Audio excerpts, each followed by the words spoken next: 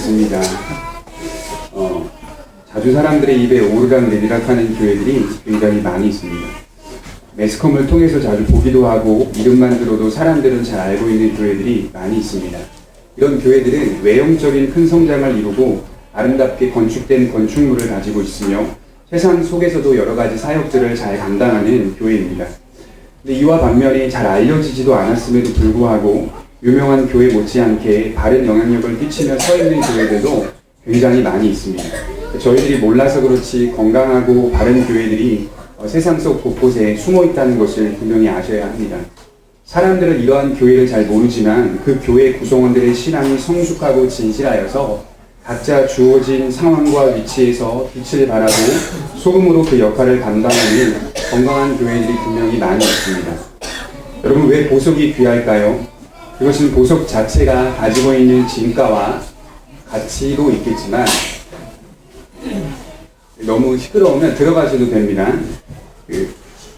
보석이 귀한 이유는 그것은 보석 자체가 가지고 있는 진가와 가치도 있겠지만 숨겨져 있다라는 희귀성이 있다라는 특징이 있기 때문입니다.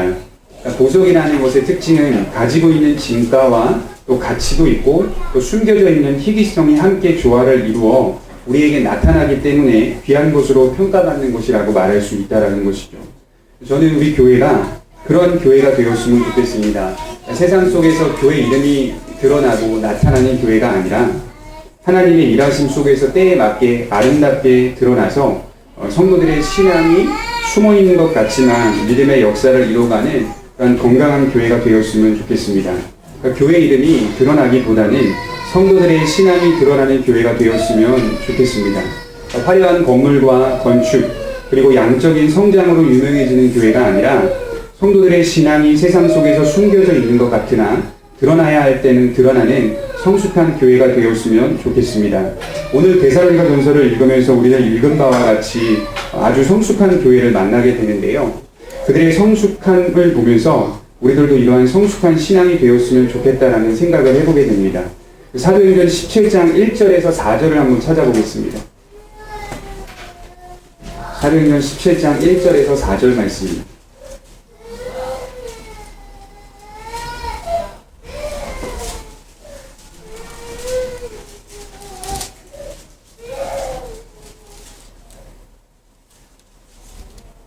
신약성경 216페이지입니다. 사도행전 17장 1절에서 4절입니다.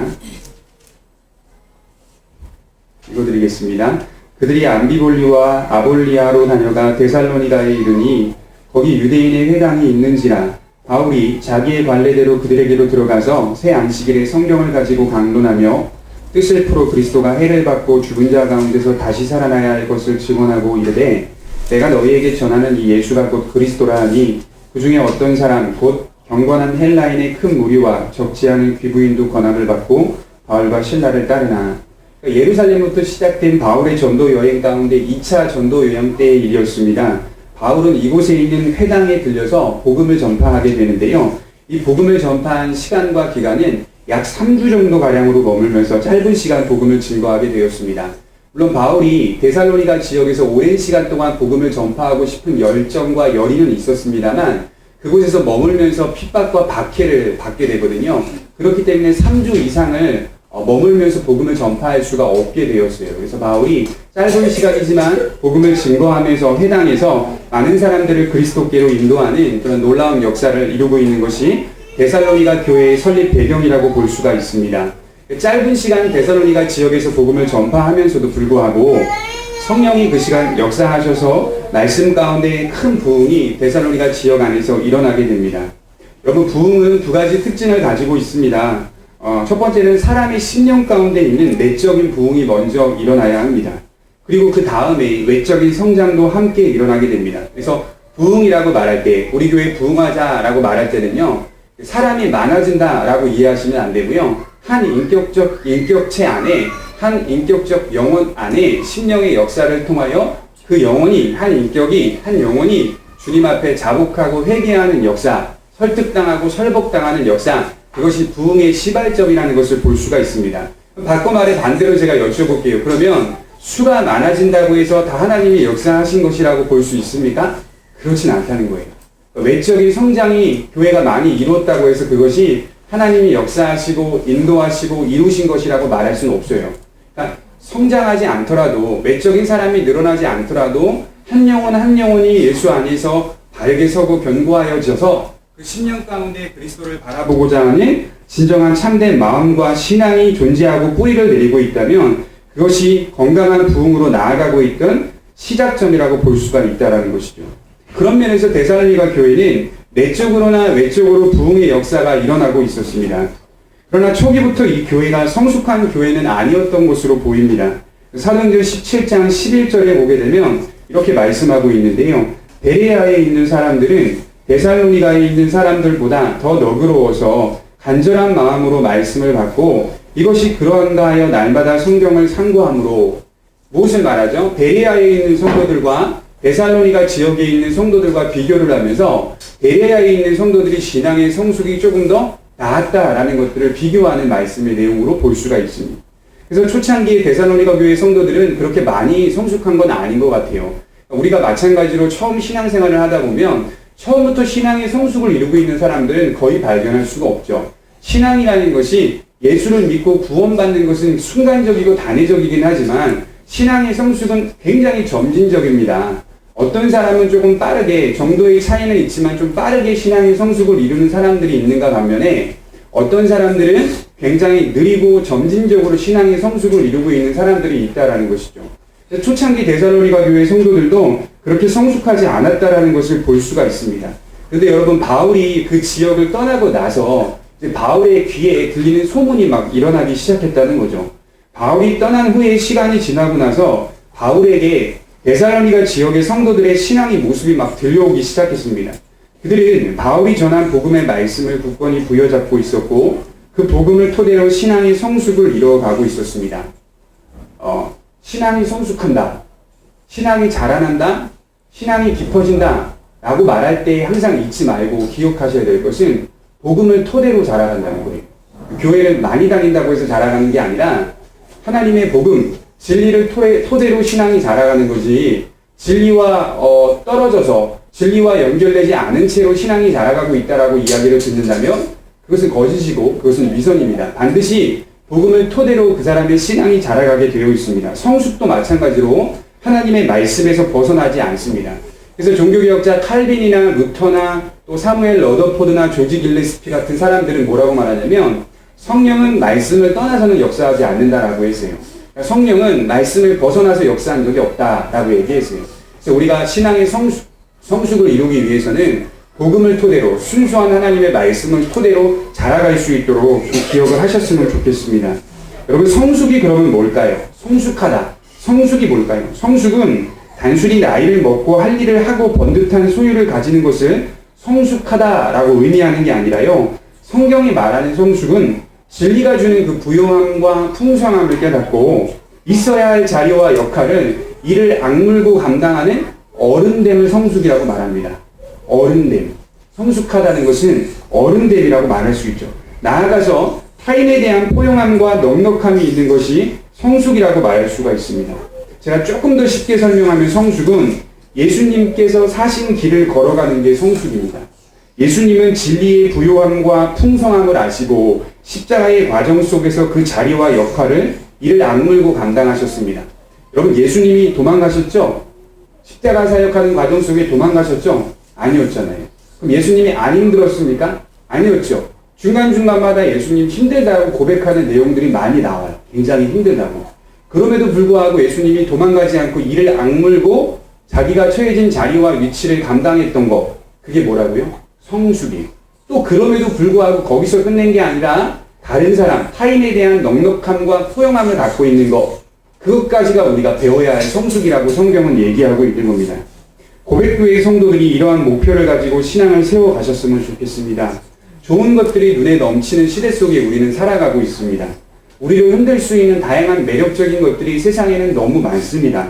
그러다 보니까 예수 그리스도에 대한 진리의 소중함과 중요함에 대한 가치는 점점 떨어지고 있고 예수님과 반대되어지는 세상적 가치와 매력들은 점점 높아만 가고 있는 시대 속에 우리는 살아가고 있다는 거죠. 그런 상황 속에서 여러분들과 저는 능히 저희들의 갈 길을 걸어가는, 예수님처럼 우리가 가야 할 길들을 걸어가는 성도들이 되셨으면 좋겠습니다. 그렇다면 여러분, 데살로니가 성도들의 신앙이 바울이 떠나 있는 곳까지 들리기 시작했다고 했는데, 그들의 성숙한 신앙의 내용은 도대체 뭐였을까? 그들이 성숙하다고 하는데 막연한 성숙이 아니에요. 진짜 막연한 성숙은 뭐냐면, 제가 어린 시절에 저의 얼굴을 보면서 사람들이 야, 참 성숙하게 생겼다 이런 말을 굉장히 많이 들었거든요. 초등학교 때부터.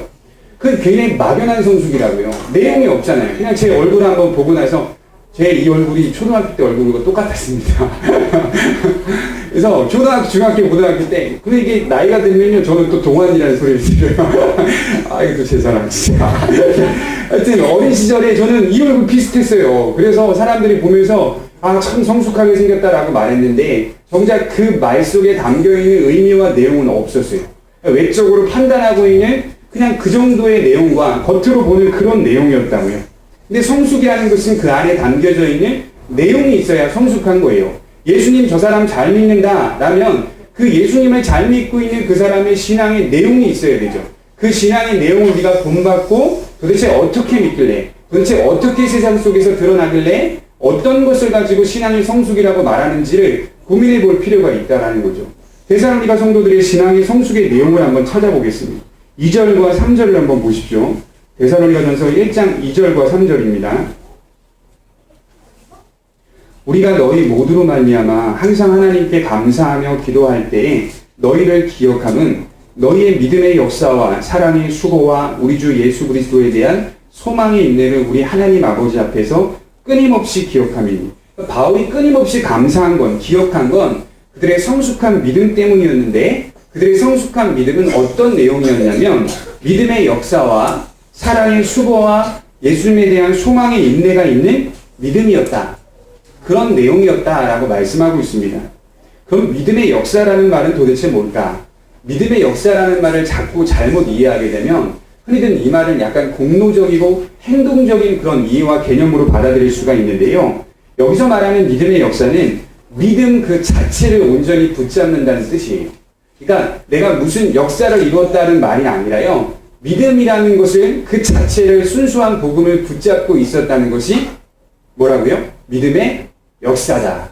그러니까 역사하는 믿음이라는 것은 우리가 하나님 앞에 순종한다, 행동한다 이렇게 이해하시면 안 되고요. 믿음의 역사는 믿음 자체를 붙잡고 있는 것이다 라고 이해하는 것이 가장 중요하다는 것이죠. 로마서 1장 17절에 이렇게 말합니다. 복음에는 하나님의 의가 나타나서 믿음으로 믿음에 이르게 하나니. 잘 이해가 안 되시죠? 복음에는 하나님의 의가 나타나서 어떻게 이른다고요?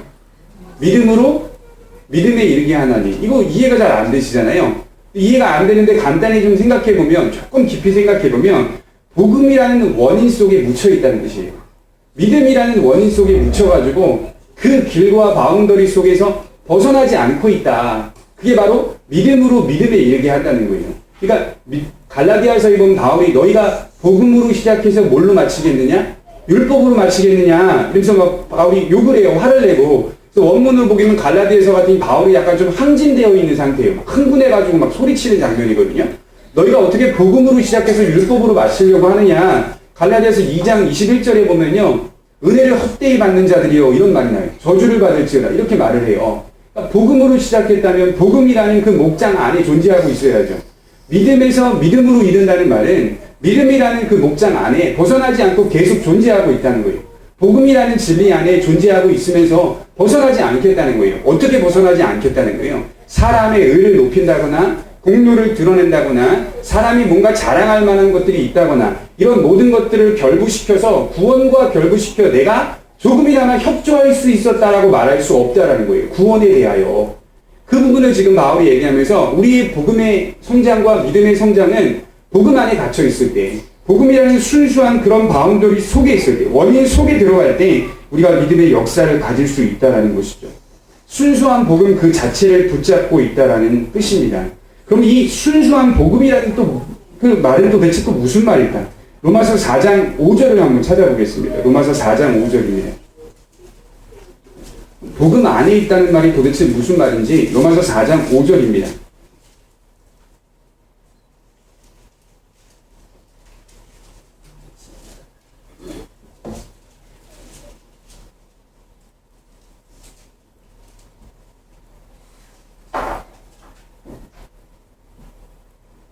이를 아니할지라도 경건하지 아니한 자를 의롭다 하시는 이를 믿는 자에게는 그의 믿음을 의로 여기시나니. 복음 안에 갇혀 있다는 말은 일을 안 해도 경건하지 않아도 믿음을 통하여 그를 의롭다라고 인정해 주시는 누구를 믿는 믿음이라는 거죠? 하나님을 믿는 믿음, 그 하나님을 믿는 믿음이라는 거거든요. 복음 안에 갇혀 있다는 것은 불경건하고 불법적이고 또 경건하지 않고 또 일을 아니하여도 하나님께서 분명히 믿음을 통하여 그를 구원시킨다라는 그 믿음의 내용을 붙잡고 있는 것이 바로 순수한 복음 안에 갇혀있는 역사하는 믿음이라고 성경은 얘기하고 있습니다. 그렇다면 여러분, 그 믿음의 역사가 외적으로 어떻게 나타났냐면, 다시 본문의 데살로니가 전서로 돌아가 보면 사랑의 수고로 나타났어요. 사랑의 수고.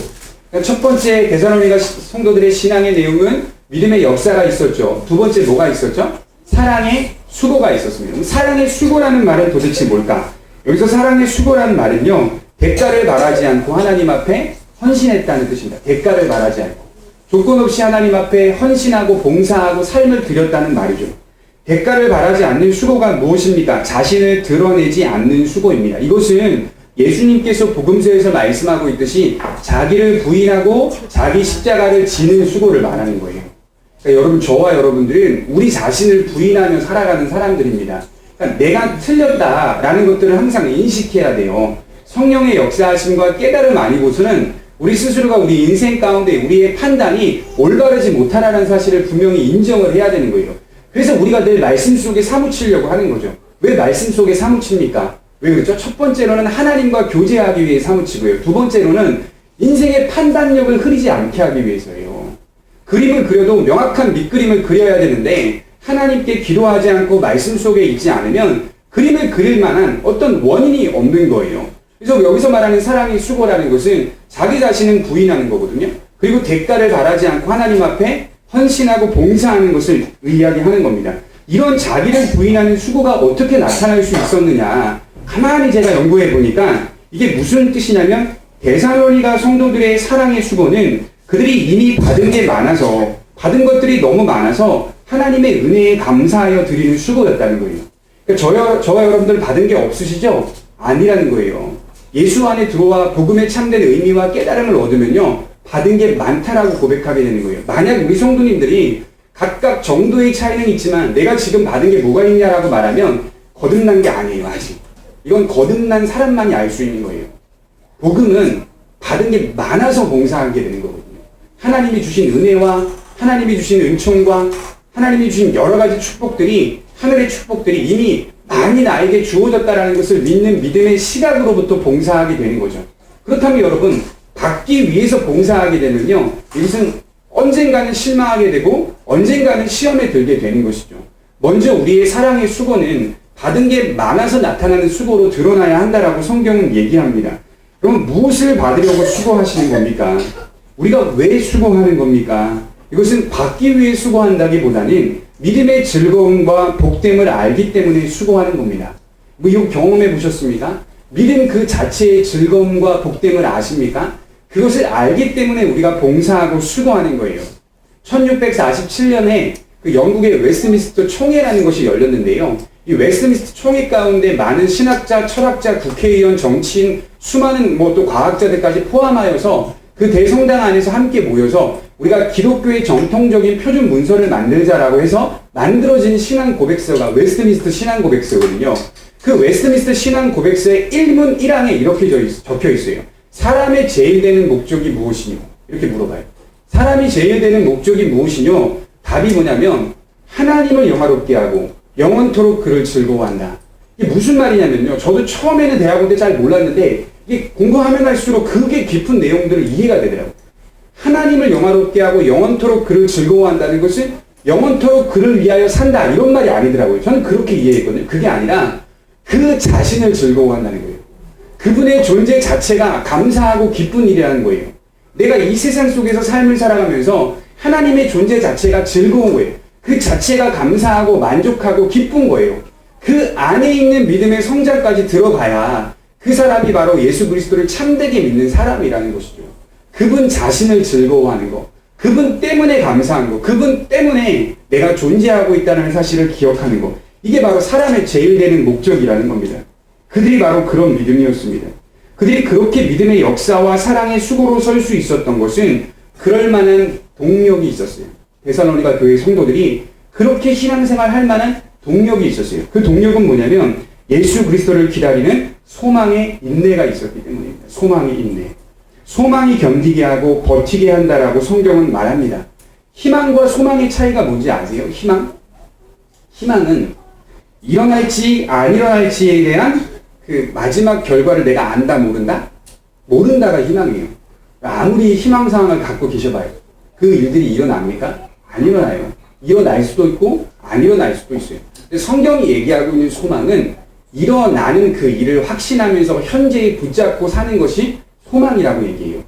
우리 기도 같은 것도 그렇죠. 우리가 하나님 앞에 기도하는 기도의 내용, 기도 제목들이 일어납니까? 일어나요? 안 일어나는 일들이 더 많죠. 기도 소원들이 들어집니까? 응답이 안 되는 경우들이 더 많아요. 물론 하나님 보시기에는 또 달라요. 그 관점에서는 응답하셨다라고 말씀하실 수도 있지만 우리 스스로 우리의 입장에서 볼 때는 그 기도의 소원과 제목들이 응답이 안 될 때도 굉장히 많이 있습니다. 왜 그렇죠? 하나님의 뜻에 부합되지 않아서 그래요. 요한복음 15장에 말씀하고 있듯이 내 말이 너희 안에 거하고 너희가 내 말을 품고 있으면 무엇이든지 구하라 그리하면 이루리라.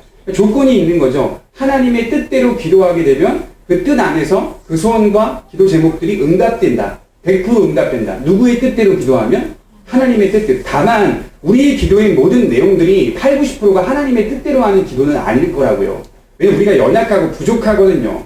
그 안에서 우리가 기도 제목 가운데 들어지고 들어지지 않는 것들이 상당히 불완전함 속에서 우리가 기도하게 됩니다. 문제는 뭐냐면 예수님이 이 땅에 마지막으로 재림하신다라는 그 소망은 일어날지 안 일어날지에 대한 불분명한 게 아니라는 걸 지금 얘기하고 있는 거예요. 그래서 데살로니가 교회 성도들이 갖고 있던 신앙은 소망이었는데 이 소망은 장차 일어날 일들을, 그러니까 장차 멀리 있어서 일어날 일을 그거를 끄집어서 따가지고 현재에 붙잡고 살아가는 소망이었다는 거예요. 그러니까 장차 분명히 일어나는 그 일이 있는데 그 분명한 그 일들을 붙잡고 떼어내가지고 현재에 일어나는 것처럼, 현재에 마치 일어난 것처럼, 예수님의 재림이 일어난 것처럼, 내일 임하는 것처럼 그렇게 살고 있는 신앙이었다라고 이야기하고 있다라는 것입니다. 여러분, 영화 속에서 제가 좀 인상 깊게 봤던 영화 중에 하나가 언브로큰이라는 영화거든요. 이 언브로큰이라는 영화가 오래전에 이제 상영이 됐는데 이게 뜻이 중단되지 않는, 깨어진 적이 없는 이런 뜻을 갖고 있는 영화입니다. 이 영화에 보게 되면 그 일본 교도소의 포로로 고통을 이제 받으면서 잡혀간 주인공이 나오는데 이 주인공이 잠페린이라는 주인공이 이런 유명한 대사를 던져요. 고통받으면서 견디면 해낼 수 있다. 이렇게 말을 해요. 견디면 해낼 수 있다라고 말하면서요. 그냥 희망사항이 아니라 반드시 일본과의 전쟁에서 미국이 연합군이 승리할 거라는 확신 속에서 그 교도소 안에서 포로로 잡혀가는 속에서 견디면 해낼 수 있다라고 메시지를 던지면서 계속 견디는 거예요. 근데 그 견딤 속에서 다른 포로들이요, 견디지 못하고 막 죽어나가는 거예요. 서로가 서로를 헐뜯고 서로 막 싸우게 만들고요. 서로가 고문을 해요. 포로들끼리. 안 하면 막 죽일 정도로 일본인들이 그렇게 고통을 주는 거예요. 그 가운데 이 잠피린이가 계속해서 다른 포로들에게 소망을 막 던져요. 야, 견디면 이겨. 언젠가는 반드시 이기니까 견뎌라. 그의 믿음과 그의 확신이 얼마나 컸는지 그걸 알고 있던 일본 지도자가 그를 그만 데리고 와가지고 그를 불러서 계속 공격하고 핍박을 가합니다. 나중에 정말로요. 나중에는 일본이 패배하게 되고 연합군이 승리하게 되어지는 그런 상황이 도래하게 됩니다. 재밌는 건 뭐냐면 이 잠페리니가 견디면 해냈잖아요. 해내고 나서 자기를 괴롭혔던 일본 지도자를 딱 만났는데요. 용서하는 거예요. 용서하는 거예요. 저 같으면 그냥 똑같이 해줄 텐데 용서를 하는 겁니다. 승리하는 자는 고통 속에 있어도 넉넉함이 있는 겁니다. 여유로움이 있는 거예요. 그리고 똑같이 대하지 않는 거예요. 지금 우리나라의 잘못된 문제점이 뭡니까? 분열 같아요, 분열. 맨 인터넷만 뒤져보면요. 여당이니 야당이니 맨날 그러고 있어요. 젊은 사람들은 야당이다, 나이 드신 분들은 여당이다. 맨날 이러한 분열과 혼잡함 속에서 지금 우리나라는 지금 어떤 포스트와 기둥을 붙잡아야 될지 모르는 상황 속에 지금 빨려 들어가고 있어요. 그 가운데 우리가 생각해야 할 것은 그 같이 휘둘리는 게 아니라 성경적인 그런 신앙과 믿음의 모습으로 세상을 바라볼 수 있는 눈을 가질 필요가 있다는 것이죠. 우리는요, 여당 야당이보다도 예수님께서 반드시 인류의 마지막 종착점과 심판하실 예수님의 마지막 재림이 있을 것이라는 그 확신을 붙잡고 살아가는 성도입니다. 그 안에서 우리는 최고의 심판자 되시고 최고의 지혜자 되신 예수님 앞에 서게 될 그날이 있다는 것을 붙잡고 하루하루 현재의 시간 속에서 그 소망을 현재로 끄집어 와서 붙잡고 살아가는 그런 성도들이 되어야 한다라고 말씀을 하고 있다는 것이죠. 데살로니가 성도들은요, 예수님의 재림을 잊지 않고 있었습니다. 여러분, 재림을 잊지 마세요.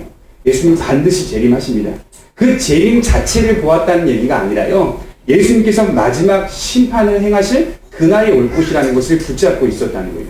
재림이라고 말하면 어떤 분들이 그럼 언제 오냐, 몇 월 며칠에 오냐, 몇 년도에 오냐, 이런 얘기가 아니라 그들이 갖고 있던 신앙은 언젠가는 빨리 올 수도 있고 더디게 올 수도 있지만 언젠가는 주께서 마지막 인류의 종착지가 될 것이다. 시작하신 예수께서 마지막까지 이루실 것을 우리가 확신하노니, 이렇게 말씀하고 있는 거죠. 그래서 종말론적 신학, 재림에 대한 확실한 신앙을 붙잡고 데살로니가 교회 성도들이 그 동력을 통하여 믿음의 역사와 사랑의 수고를 행하며 살고 있었다는 것이죠. 그렇다면 여러분, 그들의 성숙함이 어떻게 주어졌을까요? 성경을 자세히 읽어보면 알 수 있듯이 데살로니가전서 1장 6절을 한번 보겠습니다. 그들의 성숙한 믿음이 이렇게 주어졌습니다. 1장 6절을 한번 보겠습니다. 같이 한번 읽어보겠습니다. 시작.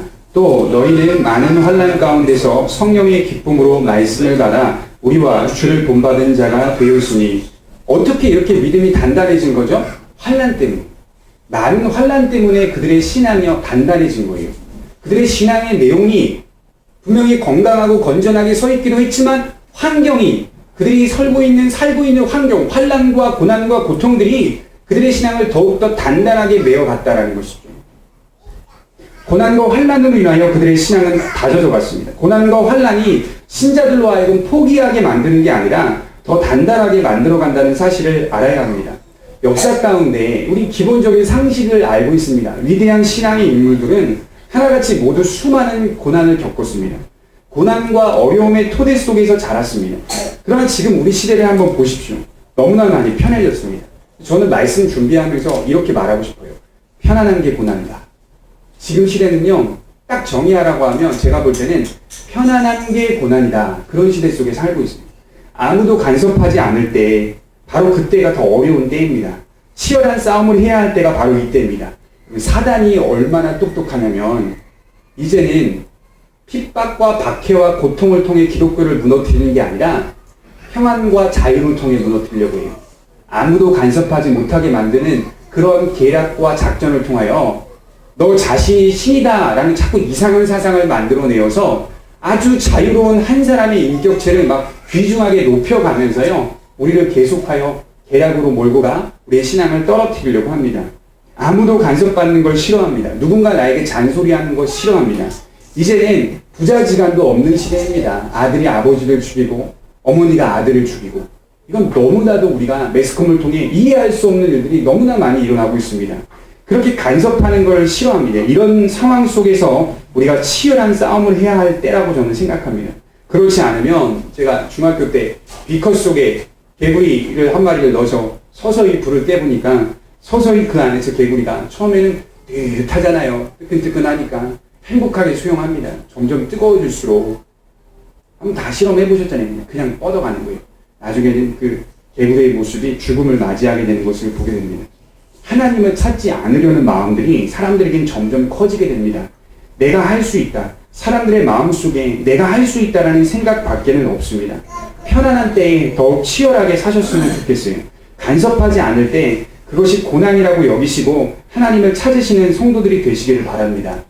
고린도전서 9장 27절에 보면 바울이 이렇게 말해요. 나는 매일매일 나 자신을 쳐서 복종하게 한다. 이렇게 말해요.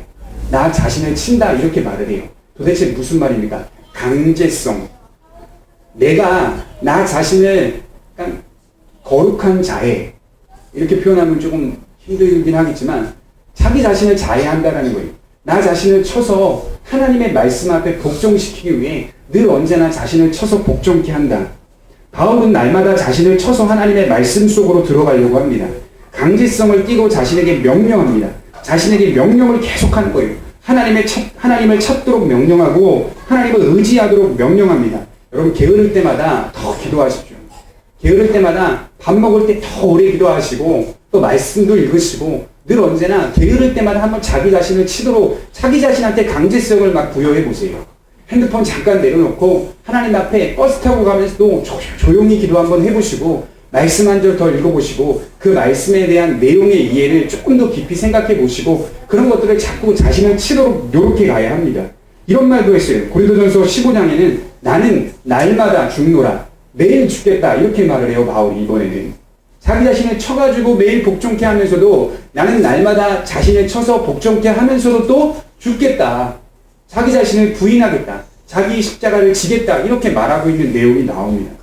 우리는 간섭하는 것을 싫어합니다. 잔소리하는 것도 싫어합니다. 근데 저는요, 이런 교회를 세우고 싶어요. 세상에 살면서 간섭받는 것 싫어하는 거 그럴 수 있어요. 그런데 교회 안에서 올리는 하나님의 말씀 속에서의 간섭과 잔소리는 열어놓는 그런 성도들이 되었으면 좋겠어요. 야, 그래도 교회 가서 혼나자. 그래도 교회 가서 하나님의 말씀을 통하여 간섭받자. 그런 순수한 마음을 열어놓으십시오. 지금은요, 제 주변의 동기 목사님들 교회 다 가보면 말씀을 다 뭐라고 말하면 말을 못하겠다는 거예요. 젊은 집사님들, 젊은 분들한테는 뭐 말을 못한대요. 뭐 잔소리, 흔히 말해서 우리가 하는 잔소리 하나 못한대요. 예배를 지도하고 예배를 안내하고 또 말씀으로 양육하고 또 가정에서 또 어떤 지도하고 이런 것들을 얘기하면 우리 가정은 우리 가정이니까 간섭하지 마. 네가 아무리 목사라고 해도 간섭하지 마. 이렇게 얘기를 한다는 거예요. 그러니 이 목사님들이 눈치만 살살 보는 거예요. 이 부목사님들 같은 경우에는 지도를 해도요, 말을 듣질 않고 받아들이질 않으니까. 그러니까 목사님들이 그냥 사역이라는 것이 눈치 보면서 끝을 냅니다. 눈치 보면서. 한 달 한 달 가는 거죠. 그리고 나서 그 성도들에게 실제적으로 영혼의 양육, 영혼의 어떤 영향을 끼치는 것이 아니라 자기도 그냥 그 자리에 그냥 만족하기 위해, 자기도 그 자리에서 떠나지 않기 위해서 그렇게 그냥 살면서 신앙생활 하는 분들이 너무 많다는 거예요. 그러지 마십시오. 우리가 자녀를 낳아도요, 목사님의 말씀을 통하여 사람의 말이 아닌 하나님의 말씀을 통하여 간섭을 받고 잔소리를 좀 들으실 필요가 있어요. 만약에 그 목회자라는 사람이 말씀에서 벗어나서 이상한 사상과 세속적 가치를 가르친다면 그것도 들을 필요는 없어요. 다만 여러분들의 심령이 아실 거예요. 양심이 알고 있다고 성경이 얘기하는데 그 말씀을 들으면서 저 사람이 말씀을 통하여 증거하고 있는지를 안단 말이에요. 그것을 통하여서 우리 성도들이 자녀들을 양육하고 또 간섭을 받는 것을 좋아하고 잔소리를 듣는 것을 좋아하는 것, 이걸 교회 안에서 여러분들 마음을 열어놓으십시오. 마음을 열어놓으시고 허락해 두십시오. 목사나 또 말씀을 전하는 사역자들은 그 영혼이 잘되게 하기 위해서 항상 진리를 증거하고 가르치기 위해 노력한다는 사실을 기억해 볼 필요가 있습니다. 지금 당장은 여러분 얼굴을 붉힌 만큼 듣기 싫어도, 제가 그렇더라고요. 제가 부교육자 생활할 때 어떤 지금 원로 목사님이 저한테 막 되게 혼을 많이 냈거든요. 그러면 그 자리에서는 굉장히 듣기 싫고 화가 나요. 근데 집에 돌아와서 생각해보면 그게 얼굴 붉힐 일이 아니라 맞는 말씀을 하셨더라고요. 그리고 나서 생각하게 되죠. 다음에는 또 그 말씀을 잘 듣고 순종해야 되겠다. 그 말씀이 내 영혼이 살 길이구나 라는 생각들을 하게 된다는 것이죠. 그래서 우리가 교회의 권위가 떨어져 가고 있다는 것, 이 시대 가운데 교회가 하나님의 말씀을 전하고 가르쳐도 듣지 않고 있다는 것은 이건 굉장히 위험한 상태라는 것을 볼 수가 있습니다. 편안한 게 고난입니다. 편안한 건 굉장히 위험한 겁니다. 결론을 맺겠습니다. 우리 교회가 데살로니가 교회의 성도들과 같이 성숙하기 위해서는 두 가지의 조건이 마음속에 있어야 합니다. 반드시 두 가지의 조건을 마음에 품어야 되는데요. 첫 번째 뭐냐면 신학적인 성숙이 있어야 됩니다. 성도들의 마음속에 신학적인 성숙이 반드시 있어야 돼요. 요한복음 17장 3절을 한번 찾아보겠습니다. 요한복음 17장 3절입니다.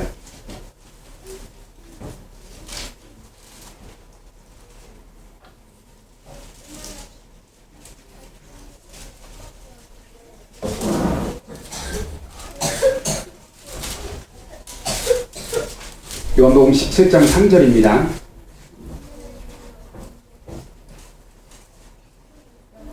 같이 한번 읽어보겠습니다. 시작. 영생은 곧 유일하신 참 하나님과 그가 보내신 자 예수 그리스도를 아는 것이니라. 이 말씀 오해하는 분들은 예수님만 잘 믿으면 된다 이렇게 말하면서 아주 간단한 복음 붙잡고 신앙생활하면 된다라고 생각하는 분들이 있는데 이건 그 말씀이 아니에요. 원문에 보면 기노스코 3인칭 복수 기노스코신 이렇게 적혀 있는데 명확한 의미는 뭐냐면 깊이 있게 이해하다 이런 뜻이에요. 깊이 있게. 다양한 관점으로 이해하다. 예수 그리스도를 아는 게요, 예수님이 날 위해 죽으시고 부활했다라는 그 최소한의 복음을 붙잡고 신앙생활하는 게 아니라고요. 여러분 한번 우리 자신을 돌아보십시오. 10년이 지나고 20년이 지나고 30년이 지나도 맨날 내가 알고 있는 교회 생활 가운데 신앙생활했던 지식이 예수님께서 날 위해 죽으시고 부활했다라는 그 최소한의 복음만 붙잡고 있으면 그 사람 문제가 있는 겁니다. 신학적인 성숙이라는 것은 다양한 관점으로 깊이 있게 예수 그리스도가 누구신지를 이해할 필요성이 있다는 거예요. 이거는 학력이 많고 적음이 문제가 아니라는 거예요. 내가 정말 예수 그리스도 안에서 믿음을 갖고 있다면 도대체 말씀이 무엇을 이야기하고 있는지에 대한 깊이 있는 이해를 가질 필요가 있다라는 것이죠. 예수를 믿는다는 것은요, 뭐냐면요, 우리 인생 전체가 녹아져 있는 걸 말하는 거거든요. 예수 믿는 건 내 죄만 해결했다 이런 얘기가 아니라는 거예요. 예수 믿는 것은 우리 인생 전체가 예수 그리스도에 대한 믿음 안에 압축되어 있는 거거든요. 그걸 발견하는 거예요. 발견하는 거. 우리가 살아가면 예수님 믿는다는 것이 그 안에서 발견되어지는 거거든요. 바울이 전도 여행 가운데 계속해서 지속적으로 복음을 증거했던 내용들은요, 자, 예수님 십자가야, 요것만 얘기한 것이 아니라 인생 전체를 막 다양하게 얘기를 하고 있어요. 바울 서신을 보면 인간이 누군지, 인간이 어디서 왔는지, 도대체 뭐 때문에 살고 있는지, 무엇을 목적으로 가고 있는지, 어떤 방향을 갖고 살아가야 하는지 인생 전체의 철학을 다 담아내고 있어요. 그게 뭐라는 거죠? 예수님을 아는 거. 이게 예수님을 아는 거예요. 예수님이 십자가가 아니라, 그것도 중요하죠. 그게 제일 중요하지만 그것만이 아니라 예수님을 깊이 있게 알고 이해하는 거, 이게 바로 기노스코의 원래 의미라는 거예요. 깊이 이해하다, 바로 알다, 다양하게 이해하다, 이런 뜻이라는 거죠. 시간이 가면 갈수록 우리가 예수님에 대한 신학적인 성숙을 이루어야 합니다. 왜 성숙을 이룰까요? 왜 우리가 예수 그리스도에 대한 지식과 신학적 성숙을 이루어가야 하는 걸까요? 그 이유는 딱 하나예요. 흔들리지 않기 위해서. 내가 내 신앙이 흔들리고 있다는 것은 뭐 때문에 흔들리는지 아십니까? 뭐 때문에 흔들릴까요? 아는 게 없어서 흔들리는 거예요. 네. 무조건 내가 흔들린다. 그러면 내가 아는 게 없어서 흔들리는 거라니까요. 내가 예수 그리스도에 대한 믿음과 복음이 무엇인지 깊이 있게 이해하지 못하니까, 그러니까 자꾸 사람의 의와 사람의 공로와 사람의 자랑으로 자꾸 빨려 들어가는 거예요. 그러나 명확한 예수 그리스도의 복음에 대한 내용을 깊이 알면 흔들리려 해도 흔들릴 필요가 없는 거예요. 분별하라. 바울이 그냥 분별하라. 분별하기 위해서는 깊이 있게 이해할 필요가 있다는, 이게 바로 신학적인 성숙입니다. 또 하나는 우리가 왜 신학적인 성숙을 이루어야 하냐면, 다른 이들에게 이야기하기 위해서예요. 다른 이들에게.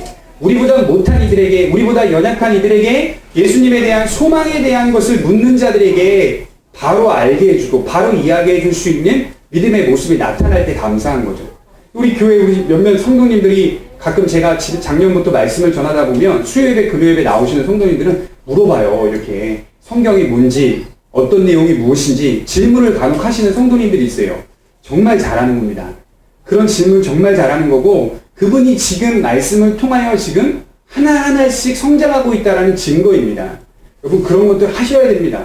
신학적인 성숙은 반드시 시간에 따라, 흐름에 따라 나타나야 합니다. 만약에 그게 안 나타나면 붙잡는 게 뭘까요? 여러분들이 예수님에 대한 깊이 있는 이해를 하지 못하면 붙잡는 건 딱 하나죠. 뭘까요? 체험. 기도 열심히 해서 뭘 보자. 기도 열심히 해서 뭐 붙잡자. 이거밖에 안 돼요. 인간은 뭐 아니면 돌거든요. 중간 없어요. 하나님의 말씀 속에 들어오든가, 아니면 체험을 붙잡고, 아니면 경험을 붙잡고, 아니면 뭔가 환상적이고 신비스러운 것들을 하자. 그런 것들을 붙잡고 가는 거죠. 그럼 그게 바로 자신의 신앙의 위안이 되어지게 됩니다. 그렇지만 체험과 경험과 또 어떤 주관적인 느낌 같은 것들은 하나님의 말씀이 아닙니다. 원칙적으로 주의 진리 안에서 성장하면서 체험을 하게 되는 것이 건강한 체험이라고 성경은 얘기하고 있습니다. 그럼 두 번째로 무슨 성숙을 또 이루어야 될까요? 이것은 신학적인 성숙과 함께 인격적인 성숙을 이루어야 합니다. 여러분, 아무리 제가 말씀을 많이 알고 있어도요, 제 인격이 제대로 올바로 서 있지 않다면 그건 지금 또 잘못 가고 있다는 증거입니다. 말씀을 배우면 배울수록 인격적인 성숙도 같이 가야 합니다. 여러분, 제가 또 자꾸 반복적으로 얘기하지만, 작년에 운전할 때의 나의 자세와 올해 운전할 때의 나의 자세는 달라야 되는 거예요. 작년에 육두 문자 썼으면 올해는 그보다 좀 덜한 문자를 써야 되는 거예요. 이게 바로 하나님의 말씀을 깊이 있게 이해하면서 함께 인격적인 성숙을 이루어 가야 한다는 것이죠. 참 오해가 많아요. 저 나름대로 인격적인 성숙을 이루어 가고 있는데 하필 분노할 때 또 성도들이 봐. 그러면 인격적인 성숙이 하나도 안 된 사람으로 본다는 거죠. 사람은 하나님을 많이 알면 알수록, 진리를 많이 깊이 이해하면 이해할수록 인격적인 성숙이 넉넉함과 포용함 속에서 자라가게 됩니다. 그래서 우리가 예수님을 닮아간다라는 말을 쓰잖아요. 우리가 그리스도를 닮아가야 돼요. 그러니까 분노할 때 분노할 수 있고, 또 온유할 때 온유할 수 있는 것. 이것이 바로 인격적인 성숙이라고 이야기하고 있는 겁니다. 여러분들은 얼마나 작년과 올해를 비교해 봤을 때 인격적인 성숙을 이루셨습니까? 얼마나 우리 성도님들은 온유해지셨어요? 얼마나 화낼 때 화내고 화내지 말아야 할 때 안 내고 얼마나 이런 것들을 분별하며 살고 계십니까? 그렇지 못하다면, 그런 것들이 부족하다면 내가 지금 하나님의 말씀 속에 올바로 가고 있지 못하구나 라는 것들을 깨달으시고 신학적인 성숙과 인격적인 성숙을 함께 이루어가는 성도들이 되시기를 바랍니다. 그 가운데서 우리가 견고하여지고 단단해진다는 사실을 기억해 볼 필요가 있습니다. 이런 것들은 자연스러운 것이기도 하지만 다소 인공적인 것이기도 합니다. 어떤 분들 자주 쓰는 이런 말이 있습니다. 무조건 하나님이 다 이루신다. 이거 맞는 말입니까? 틀린 말입니까? 하나님이 다 이루신다. 맞는 말이에요? 틀린 말이에요? 틀린 말이기도 하고 맞는 말이기도 하고. 항상 제가 질문하려는 50대 50이라 그랬죠. 왜 틀린 말입니까? 무조건 하나님이 다 이루신다는 말을 자꾸 쓰다 보면 인간이 책임을 회피하는 부끄러운 고백밖에는 되지 않습니다. 우리의 실수도 하나님이 사용하신다? 맞는 말입니까? 틀린 말입니까? 우리의 실수도 하나님이 사용하십니까? 사용하시죠. 근데 이게 왜 틀렸다고 제가 말씀드리는 이유는 실수한 사람이 내 실수를 하나님이 사용했다라고 말할 수 없다는 거예요. 당당하게. 내 실수도 하나님이 자랑하면서 사용했다. 그러니 괜찮아 라고 말할 수 없다는 거예요. 그렇다면 반대로 실수하지 않았을 때에는 더 좋은 방향과 더 좋은 결과로 나타날 수 있게 되는 것이죠.